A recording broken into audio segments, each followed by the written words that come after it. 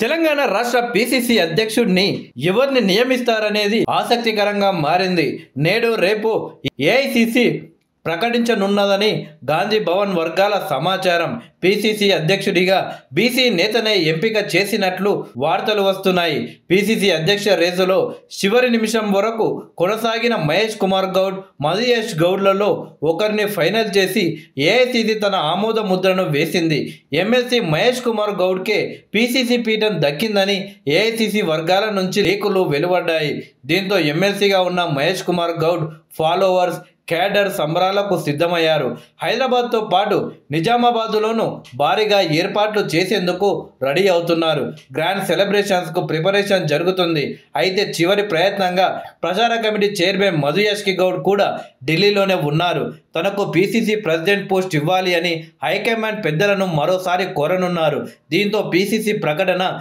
మళ్లీ సస్పెన్స్కు తెరతీసింది. అష్టమి పూర్తవగానే PCC president post ప్రకటించాలి అని రాష్ట్ర పార్టీకి చెందిన కొందరు నేతలు హైకమాండ్కు రిక్వెస్ట్ చేశారు. దీంతోనే ఎంపిక జరిగినప్పటికీ ప్రకటన పెండింగ్లో పెట్టారని గాంధీ భవన్ వర్గాలు తెలిపాయి. సోమవారంతో అష్టమి పూర్తయింది. ఈ నేపథ్యంలో ఏ క్షణమైన పిసిసి అధ్యక్షుడిని ప్రకటించే అవకాశం ఉందని పార్టీకి చెందిన ఓ సీనియర్ నేత వెల్లడించారు. దీంతో కొత్త పిసిసి కార్యవర్గంతోనే కాంగ్రెస్ స్థానిక సంస్థల ఎన్నికలకు రంగంలోకి దిగనుంది. ప్రస్తుతం రాష్ట్రంలో పవర్లో ఉన్న నేపథ్యంలో మెజారిటీ స్థానాల్లో తామే గెలుస్తామని పార్టీ నేతలు అభిప్రాయాన్ని వ్యక్తం చేస్తున్నారు. పిసిసి పదవి కోసం మధుయాష్ గౌడ్ కూడా చివరి ప్రయత్నం కింద గట్టిగానే ట్రై చేస్తున్నారు. ఆయన గతంలో ఎంపీగా పనిచేసిన అనుభవం, ఏఐసిసి, సోనియా గాంధీ ఫ్యామిలీతో మంచి రిలేషన్ ఉండడంతో చివరి ప్రయత్నాలు ఏ విధంగా ఉంటాయనేది ఇప్పుడు పార్టీ నేతల్లోనూ ఉత్కంఠంగా మారింది.